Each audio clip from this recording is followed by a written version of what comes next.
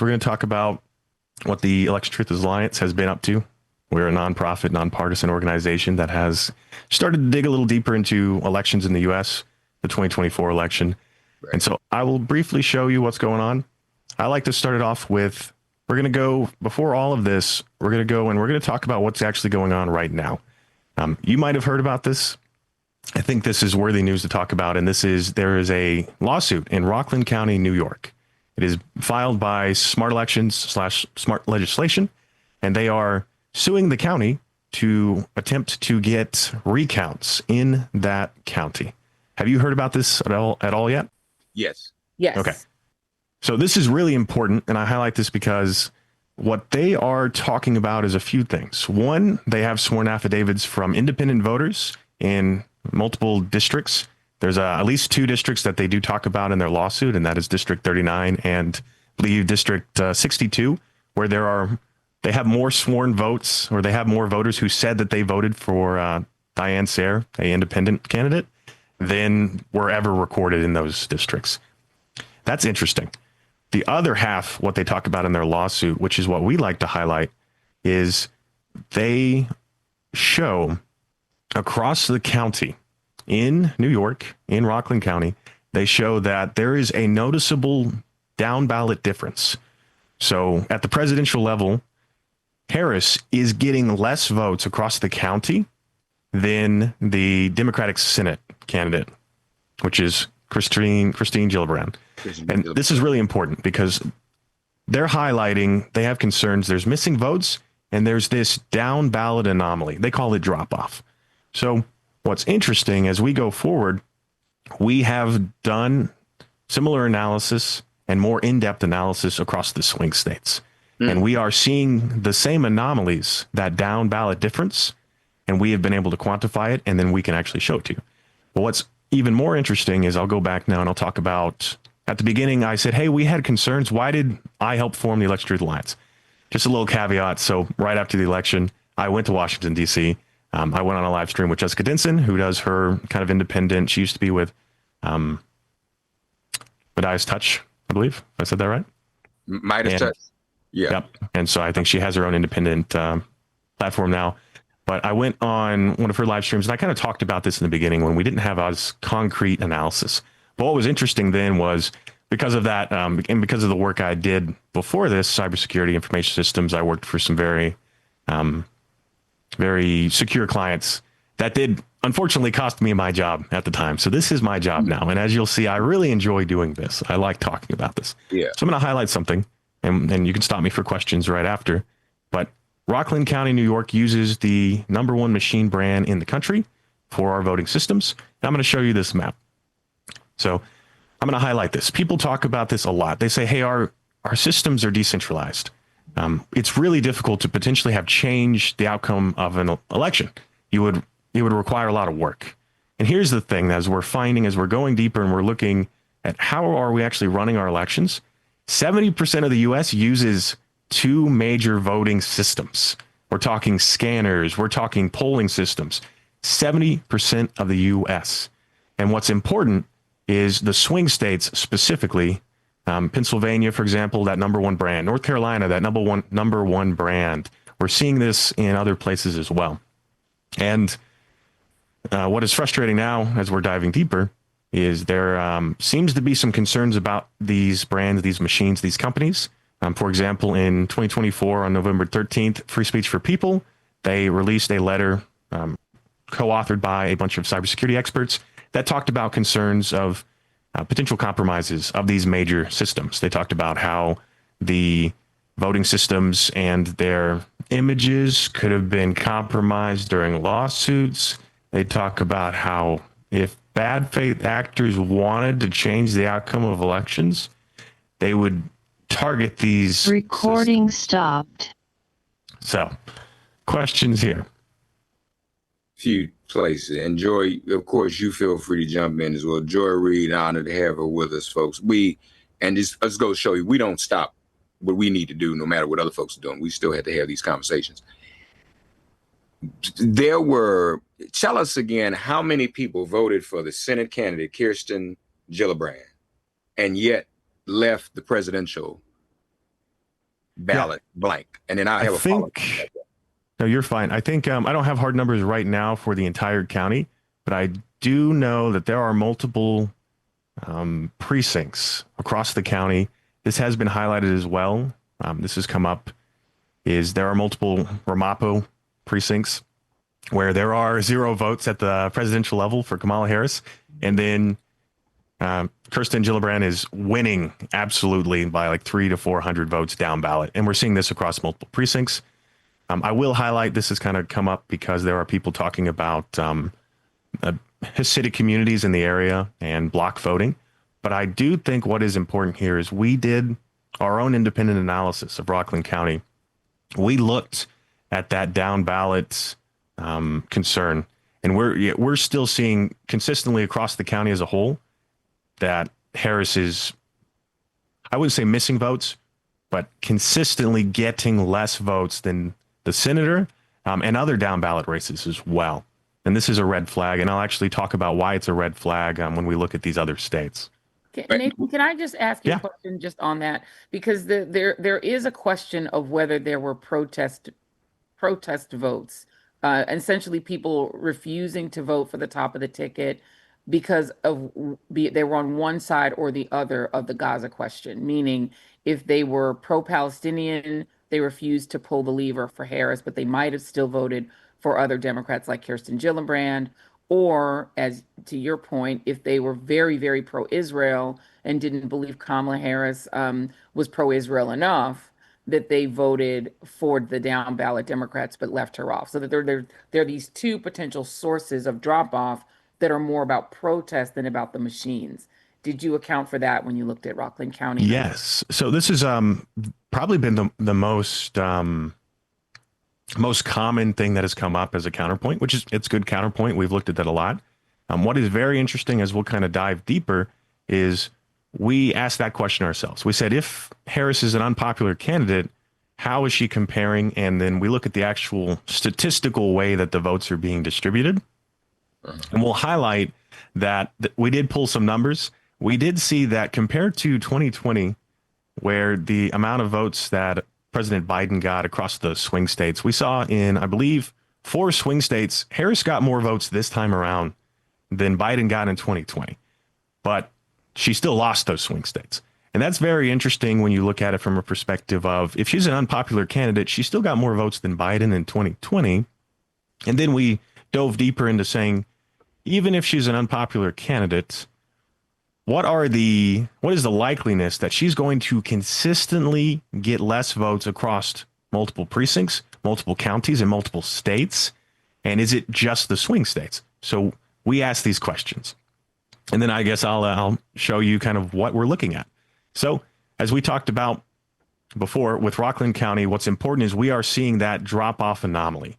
We're seeing this, and we're going to show it to you in these other swing states as well.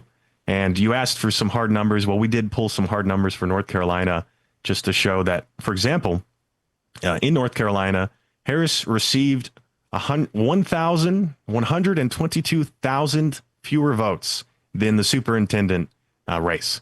And then while Trump received 191,000 more votes. And I will show you what that actually looks like. But we're seeing this in Pennsylvania. We're seeing this in North Carolina. We're seeing this in other swing states such as Arizona. We're even seeing this in Texas, which is interesting as we go forward. And so I will show you a little bit of North Carolina. I will highlight North Carolina, as we spoke about before, uses this #1 machine brand, which we'll talk a little bit about the machines when you want to talk about that. But let's talk statistics. So I'm going to start you off with this. This is a baseline. I like to show this because this very quickly shows you what does normal look like. So this is 2016. This was this was Trump versus Hillary Clinton, 2016, and this is North Carolina. And the way you read these graphs is this is a down ballot difference or a drop off comparison graph. And so at the bottom you have every county in North Carolina, and then that's the x-axis. And then there is on the y-axis, which is the left side, you have a comparison of how many votes did the president get compared to the superintendent in this case. And so 0% for both candidates is the amount of votes the superintendent got. If you are above 0% on this graph, you got more votes. If you are below 0%, you got less votes. Okay. And then in each county, there is 2 bars. There is a blue bar for the Democrats, and then there is a red/orange bar for the Republicans. So now that I've explained this, explain to me, what are we seeing? Are we seeing any trends or patterns across the entire state here? What is both parties generally doing? Yeah, it seems that in every case, Donald Trump is overperforming the superintendent. And in a bunch of cases, Kamala Harris is underperforming the superintendent. So in this case, this is Hillary Clinton, by the way. This is 2016. Sorry, it's 2016. Yep, no worries. Sorry. And what is important here is we looked at what is the normal expected amount that a president would get. You know, how popular are presidents? They normally get 1% to 2% more votes than down ballot races. So, for example, in non-swing states, on average, we're seeing that 1% to 2%. In past elections like 2016, we're seeing that 1% to 2% for the president, which is normal. So we actually argue this is more normal. Both candidates, on average, are getting around 1% to 2%. There is some negative, but it is very scattered. It is very chaotic. It is not super consistent. All right. So if this is what normal looks like, I'm going to show you 2024 for North Carolina. Mm-hmm. And then I'll just let you look at this. Oh, wow. That is the same reaction I get every time. Everyone just says, what is going on?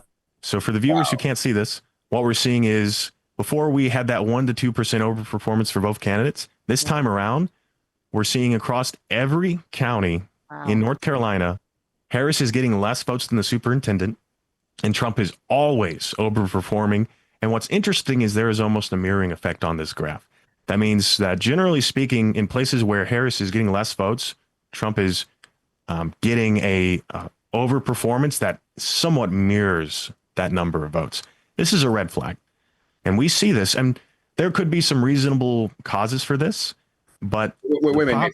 Hey, go ahead. Because I want to understand this. I'm better understand. We're talking about a presidential vote versus a superintendent, and the superintendent is what? The superintendent of what? The superintendent is getting more votes than the presidential race. I mean, what is that role? What is that? I don't even know what elected office is. I believe in this case is it Senator or Superintendent Morris Green? I don't know. I have the numbers here. I'll pull it up for you. Superintendent of elections. I mean, what is he superintendent of? Let's see. North Carolina. So this is the superintendent. Let me double check which data set we pulled for this one. Because I got to know how that happened. Who this? This should be the superintendent of public instruction. Superintendent of schools, right? Yeah. Yes. Oh, school. And what's interesting? Okay, that's right. Okay, I got you. We did this same analysis for the governor's race, but we decided let's use a lower down ballot race. Why? Because there are some people bring up concerns about the governor's race in North Carolina, but we're seeing this effect in the governor's race. We're seeing this effect in the superintendent race. We're seeing this effect pretty consistently down ballot, where other Democratic races raise the same flags, that they are in some way performing and getting more votes than the presidential race. So y'all, what Nathan is saying is, we're looking at North Carolina right now. The superintendent of schools in the state of North Carolina consistently outperformed Kamala Harris. I just want folks to think about that for a minute. Okay, go ahead, Nathan. I'm sorry. Yep. And I think this is Mo Green for this race. So Mo Green is getting more votes than Harris was during the. Okay. Mm-hmm. So let's ask this question. And this is as we kind of dive deeper and we look at other states and we actually look at the hard data. What could cause this? Well, as we said, this generally can't be caused by like normal human voting behavior.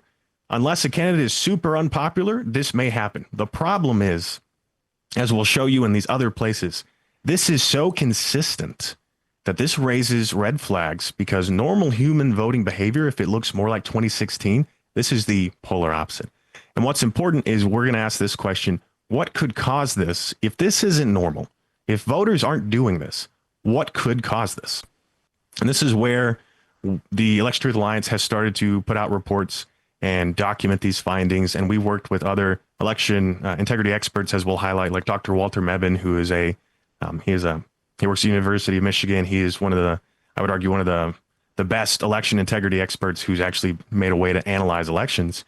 And we are highlighting concerns that if there is a way to have compromised the voting systems and to change votes or delete votes for a candidate, this would create this effect. If you were taking votes from one candidate at the presidential race and giving them to the other, it could create that mirroring effect we're seeing here.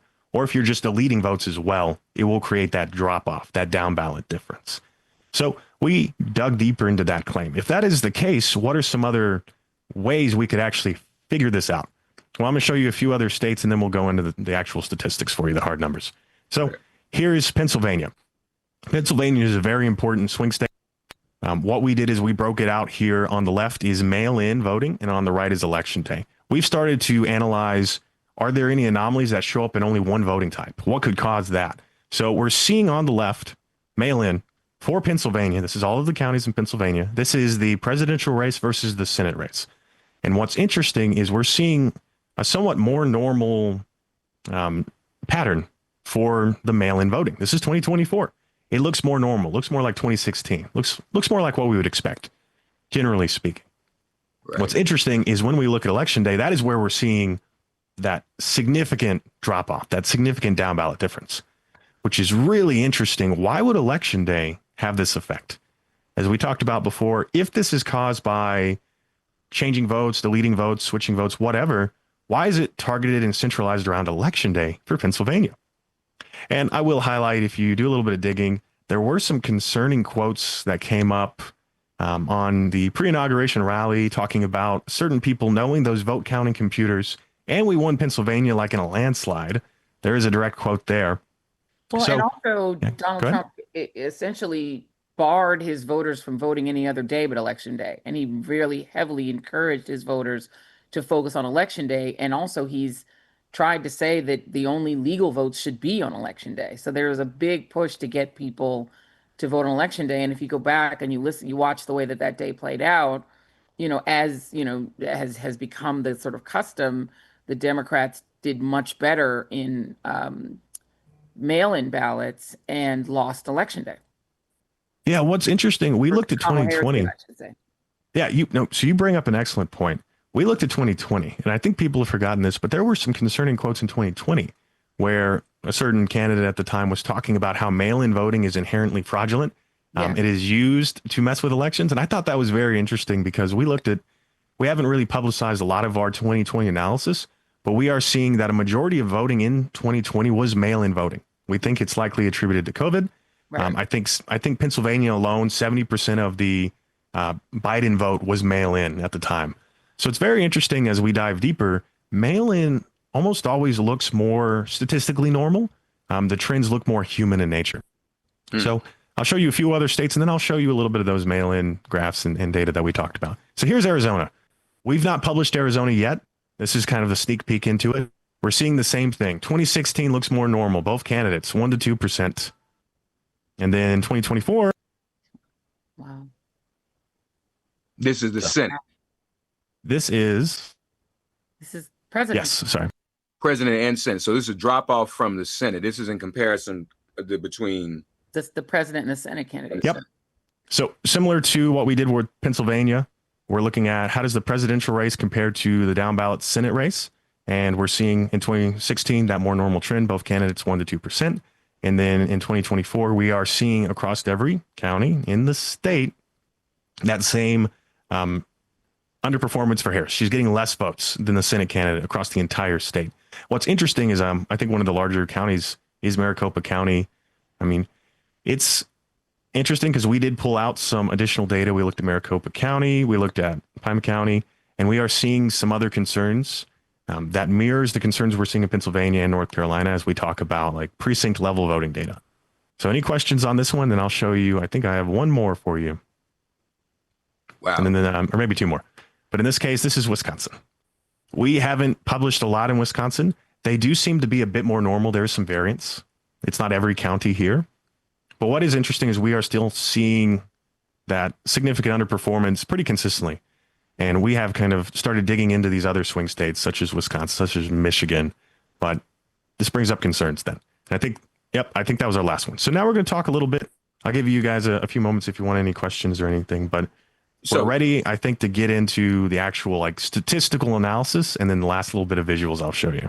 So just to kind of encapsulate this, folks, for those of you joining us, Make It Plain live on WPFW FM 89.3 Pacifica Radio in Washington, D.C. and all across the country. Joy Reid, my very special guest co-host with us, because this is something we've been talking about offline, saw Nathan Taylor on another Mark. There's another Mark Thompson who does a show, the Mark Thompson Show. I was a little confused. I was like, why is he inviting me back on the same show, right? But this is it's two Mark Thompsons. We've never met, by the way. Mark Thompson also was in charge of CNN, so it's a lot of Mark Thompsons out here. We are finding the drop off. Now, let me just say something here. Joy, you recall 2008, 2012, what were Democrats accused of and pretty much known for?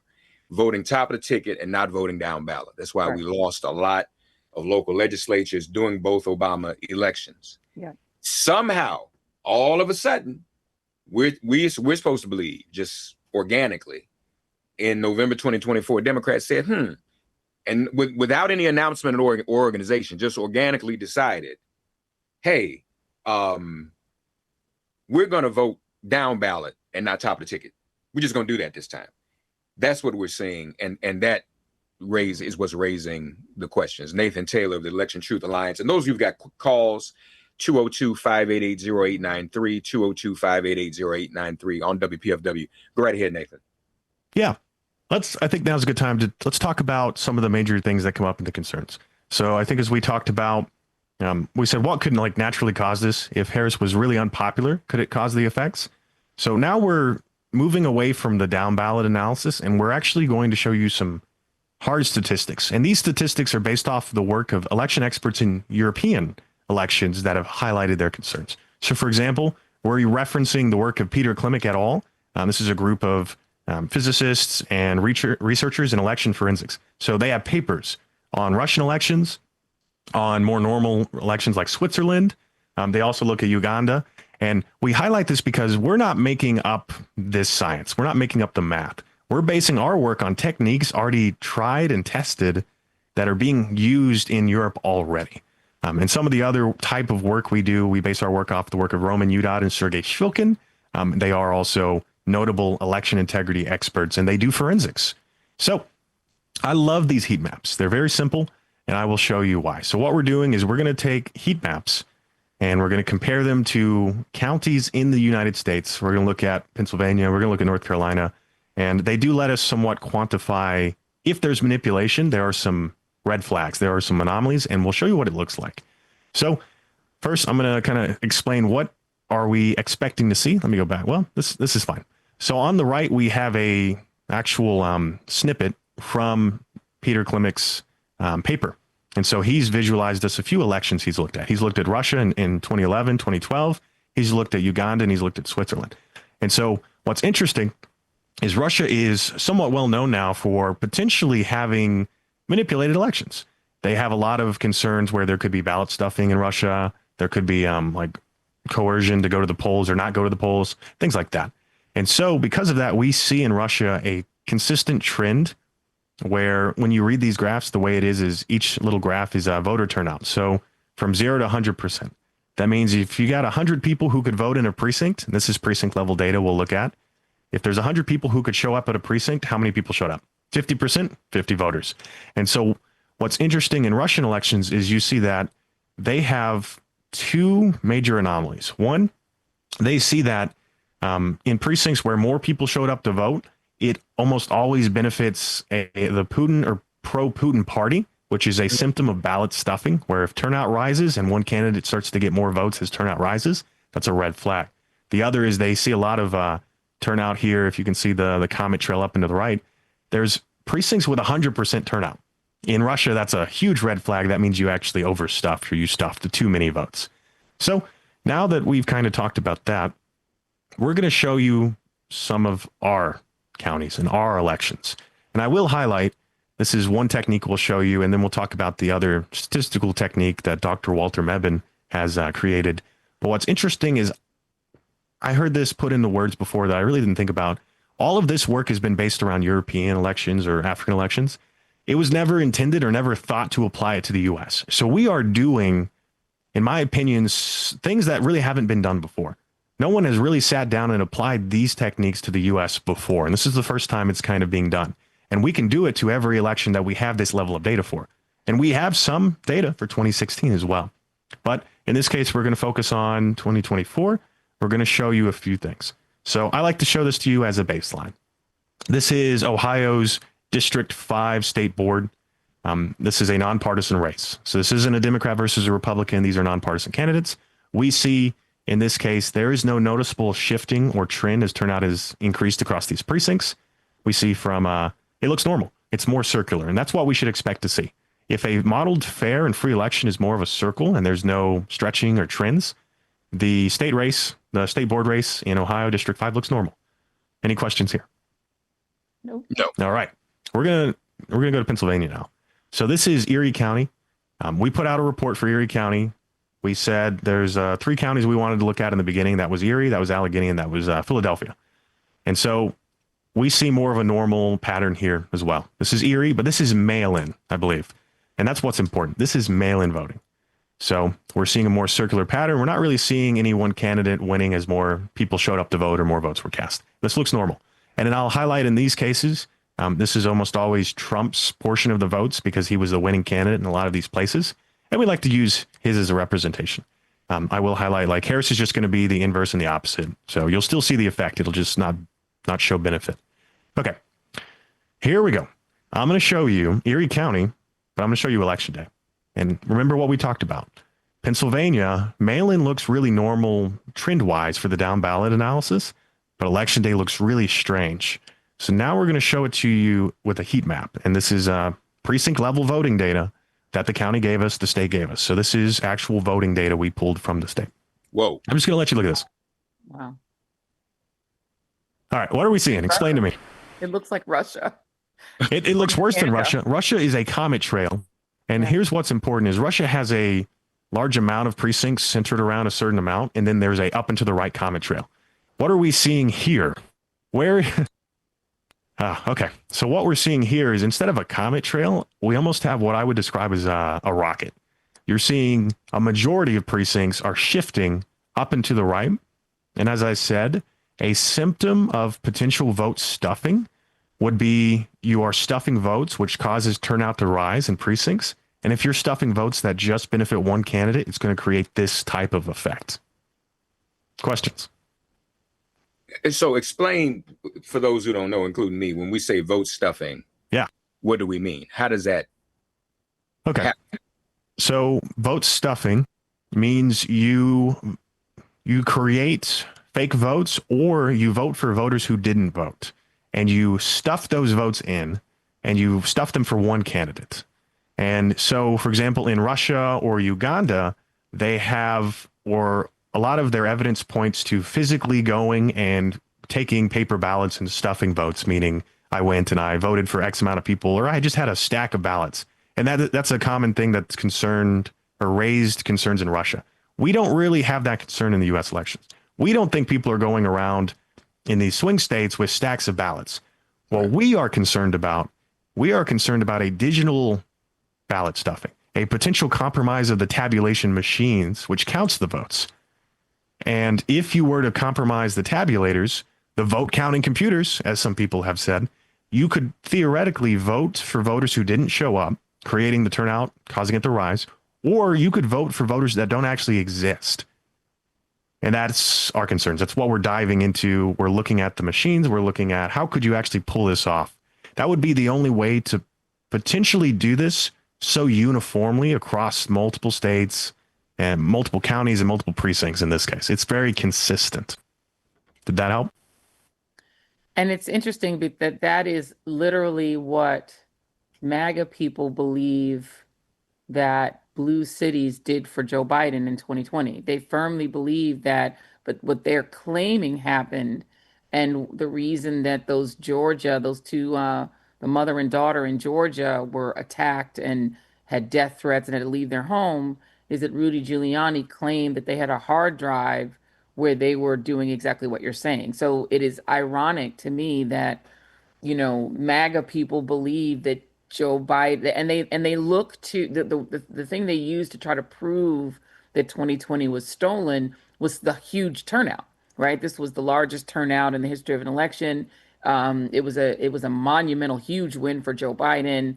And they're claiming that because Joe Biden was not that popular, there's no way that he got that many votes. And that in black run cities or brown run cities in the West, they were ballot stuffing. What's kind of ironic about that is, as you said, 2020 was it was an overwhelmingly mail-in election. So there wouldn't be Yeah. a way to, right? And so it's just, I find it all very fascinating that, the same claim that's been made about Biden in 2020 is essentially what you're saying here, but you're saying that on election day, something anomalous happened that didn't happen in mail-in. Is that a fair way to Yes. summarize it? And what's really interesting, as you said before, is as we'll talk about next, is Dr. Walter Mebben's work. He did analyze the 2020 election. He looked at the winning candidate at the time, which was President Biden, and he put out a paper about it. And we'll talk a little bit about it, but he didn't find any statistical or any significant evidence of election fraud benefiting the winning candidate, which was Biden. So that's very interesting, as we said. And also an example of projection. People project what they are capable of doing themselves. Well, you all are doing this. And then Democrats do the opposite and overemphasize peaceful transfer of power and declare before the fact they will never question the outcome of an election like we are. They would not. And so folks, we're doing this outside the box because we're not really supposed to be doing this according to the Democratic Party establishment, no matter what, because they were so gaslighted about 2020. The Democratic establishment says, well, we can't now raise any of these questions because we were so gaslighted and projected upon in 2020. Nathan, before we go, we got about 20 minutes left. Joy-Ann Reid is with us, folks. Check out the Joy Reid Show on the Joy Reid channel, by the way. Glad to have her here with us. Nathan Taylor of Election Truth Alliance.org. Let's do this. We got a couple of quick callers on the line. I want to get these callers in, and Nathan will come in and let you conclude. Caller number one, you're on the air. What's your name? I'm Terry Goldsby. I'm a super voter in Prince George's County. And the Sunday before the Tuesday election in 2024, I was at school on a website doing homework, and a pop-up came up. And the pop-up said, did you know that there's an election on Tuesday? If you want to cast your vote, click here.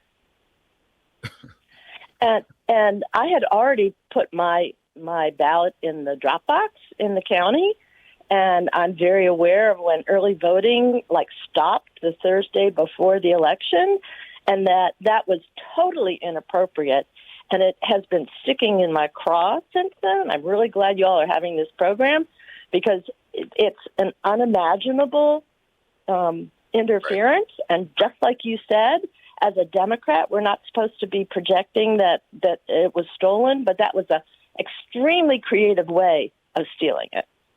Yeah. Thank you for your call. Well, we've heard some of those stories as well. Let me get this other quick call in. Mike, who's the next caller? God bless you. You're on the air. What's your name? Richard, good morning. Hey, Richard, real quick for me, buddy, please. Yeah, absolutely. Absolutely. The point that Nathan made about the computer manipulation, Donald Trump, in as much confessed that out of his own mouth during his victory lap as he applauded those who were helpful in his getting his victory in those swing states. And he stated Elon Musk. He said that Mr. Musk did remarkable things with his computers. So you're on the right path. I mean, it's just a matter of will it be able to get busted? I mean, exposed. And then Elon Musk notified the elections officials that Trump had won the election, and then his Starlink satellites blew up. So there is some, association in there with that. But Trump, out of his own mouth, sir, confessed that it was Elon Musk's computer manipulation that guaranteed his victory. Thank you for your work, sir. Appreciate it. Well, he didn't say that outright. I think what he said was... wait a minute. Listen what he said. He said, I want to thank Elon Musk. He's remarkable with computers, and he aided in the victory. What else could it be but manipulation? Because Elon Musk is not voting. Okay, go ahead. I'm sorry. Correct. No, you're right. But what I just want to be precise with the quote. He also said before the election, days before, I don't really need any votes. I've already got the Done votes. it, folks. Yeah.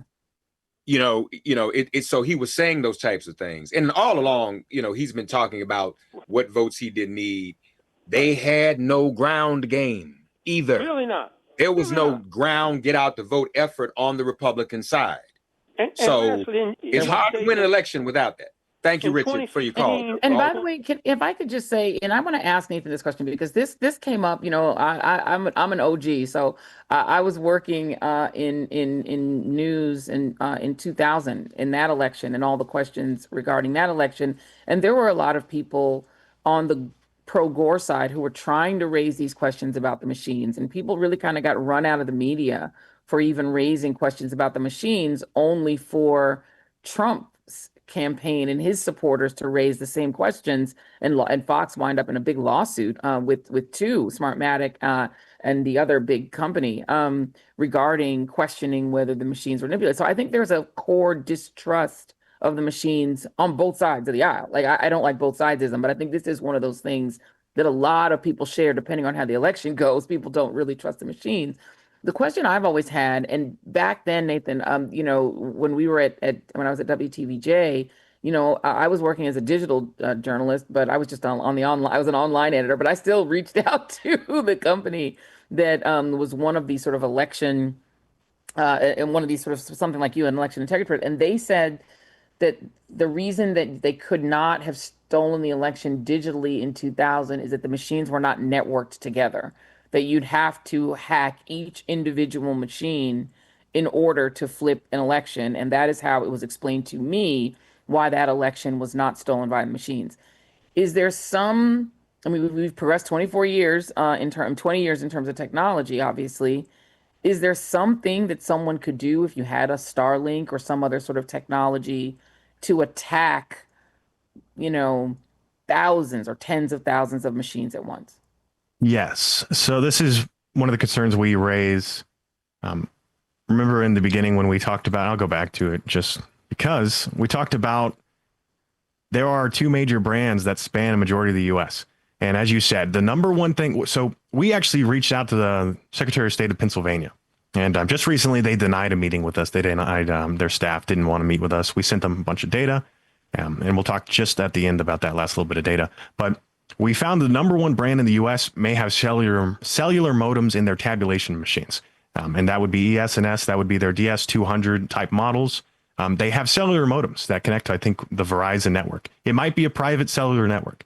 But the point I think we bring up now is although your voting machines, there's a lot of voting machines you vote on, ballot marking devices, those aren't generally connected to the internet. But the machines that count your votes, the machines that add up your votes, scan them, and then send a report off, those may be connected through cellular. And people will say, I asked this question, is your cell phone connected to the internet? Cellular is the internet now. It may not have been back in the day. It is now. And so, yes, one of the largest brand that we're seeing is used in Pennsylvania, North Carolina, Rockland County. They may have cellular modems in them. The other half of the pie then is the machines that aren't directly connected to the internet during voting. The tabulators may not be connected during, and then they, will take USB drives and transfer the votes. The problem is, with my cybersecurity background as well, you don't need real-time connection to have compromised the system. There are examples of this happening with the first known self-propagating malware, which was Stuxnet. It infiltrated a nuclear facility that was air-gapped, had no internet at all, but they likely transferred it using a media device. So we have the same concerns. If you were to compromise the hard drives that go into these machines, if you were to compromise anything at a higher level, when they get distributed, you could put malware on these systems. It would be hard. It would require some planning, some effort, likely some coordination with a few people, but it's not impossible. And to be honest, I feel like this is probably if you were going to compromise a system, I talked about this before, a lot of our systems are proprietary and they are secret and then they're a black box and you don't talk about them and they're obscure. The problem is if you want to compromise these systems, you're going to put yourself in a position where you can learn about these systems, figure out how they work, and then it's not as hard as people think to then come up with a way to potentially impact them. So I think I will kind of wrap up here with the last thing, big picture. And that is, I think as I talked about before with Dr. Walter Mebane, we asked Dr. Walter Mebane, he is a professor at political science and statistics at the University of Michigan. He's worked with USAID. They gave him a grant, him and a few other experts, and they co-authored and created models that do election forensics and can statistically detect election fraud, or at least indicate where it's occurring. He's authored over 11 papers looking at elections around the world, Bolivia, Iran, and 2020 in the U.S. And then we asked him to apply his model and his work to Pennsylvania and North Carolina at the precinct level. Look at the precinct data for every county in the states and tell us, are you detecting any indications of fraud? And what are your estimated numbers? And so here's his report. He's given us 2 working papers. One of them is on his website right now. That's Pennsylvania. The other hasn't been put up yet. We've talked about it. We talked about the numbers. And that's North Carolina. So here we go. And so for Pennsylvania, his method detected approximately up to 225,000 anomalous votes. This is per his work and per his paper. This would exceed the margin of victory in Pennsylvania. So Trump was winning by 120,000 or so votes. If this higher end, if 225,000 of these votes are anomalous, meaning they show indication that they could be stuffed votes or switched votes or even impacted deleted votes per Dr. Walter Mebane's work. And the way you do it is you look at every precinct in the county. There should be no correlation between higher turnout and one candidate winning. And then it flags when that trend is occurring, and then it estimates how much of that could be caused by anomalous voting. So his higher end is 225,000. That would be enough to change the outcome of the presidential race in Pennsylvania. And we don't stop there. We asked him to look at North Carolina as well. And so he gave us 2 numbers, generally speaking, and his paper is up on his website. It's up on our website, electiontruthealliance.org. For Pennsylvania, North Carolina will be coming out soon. We'll be putting this out in a report probably by the end of next week is really what we're aiming for. But same concerns, 207,000 possibly fraudulent, highly anomalous votes. And he gives us a little more hard number, and he says at least 102,000 of those are high confidence that they could be manipulation. And so the margin of victory in North Carolina is around 184,000. So we kind of did our own analysis. We're trying to recreate what he's doing, and we are finding similar concerns, right? If his high end is right, around 206,000 or so, that would be enough to change the outcome of North Carolina as well. We're estimating around 197,000 with our methods. Questions? Wow. And this is just the swing states we've analyzed so far. We did start digging into other swing states. So Arizona, we're already seeing up to, or at least in this case, this is based off the drop-off, not based off precinct data. This is at least 118,000 or so anomalous votes in Arizona, and around 20,000 or so in Wisconsin. I will highlight Wisconsin, probably another 10 or 20,000 would be enough to change the outcome there. And then Arizona, we're still diving a little deeper. So I'll let you guys think on that. Wow. Just a few more minutes left. Mike, we got one more call. I want to get to the call. I want to be respectful of the call. Are you there? Go right ahead. God bless you. What's your name? Gary Crane. Gary, real quick for me, Gary. God bless you. Yeah. So assuming you create a great movement and you get millions of people joining you and everything, what's your roadmap? What do you see would be a realistic success? And does it include passing legislation so we can join the rest of most of the democracies in the world and have paper ballots?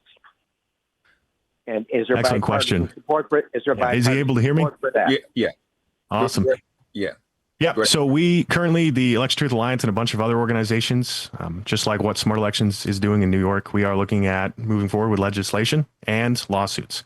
We've already spoken to a lot of different state governments. I think the lawsuits will come first. We're looking at, hey, let's actually go into court. Let's dive deeper into what's going on. Let's investigate how could this have happened, and try and get recounts, or actually look at the physical ballots, because that's the proof. The proof is in the paper. We pull out those ballots. We check, hey, did the voters vote for this? And then, you're looking at, like, to be honest, class action lawsuits against any compromised systems, depending on how they were compromised through negligence or through malicious action. And then, we're looking at moving and working with the states to pass legislation, whether we go back to paper ballots, whether we find a better way to run our elections systems wise. And then, look at, hey, If these races were impacted, was it the presidential race? Was there down ballot races that were impacted? And how does that impact our current administration as we go forward? The midterms are around the corner. The next election isn't that far away either. Right. That's our big push right now is we're like, hey, if these machines are compromised, we need to figure this out before the midterms. That's why we're here. Joy, any final question from you? I mean, my final question is, Nathan, because and Mark knows that I've said this, whenever I'm on a show and people say, well, we'll have an opportunity to fix this in the midterms in 2026, or they look forward to the 2028 election. I always say, well, that's assuming we have free and fair elections in the United States ever again. And I'm not sure that we will. And so I guess I'll ask that question of you, Nathan. Do you believe, knowing what you know, that we will have a free and fair election in 2026 or 2028? 30 seconds, Nathan. My concern is with everything we know right now, I do have concerns that the midterms could be manipulated if the 24 election was manipulated. If these machines are used and we don't dive deeper and we don't look at the work Dr. Walter Mebane did and what we're highlighting, I do have concerns. I invited Dr. Mebane. He said he's not doing media interactions right now. He's Nathan, not. I want to connect you and Joy, so she may want to do some follow-up on her show. That would be awesome. Thank you, Nathan. Thank you, Joy Reid. Thank you so much. Thank you for joining another edition of Make It Plain on WPFW 89.3 FM Pacifica Radio.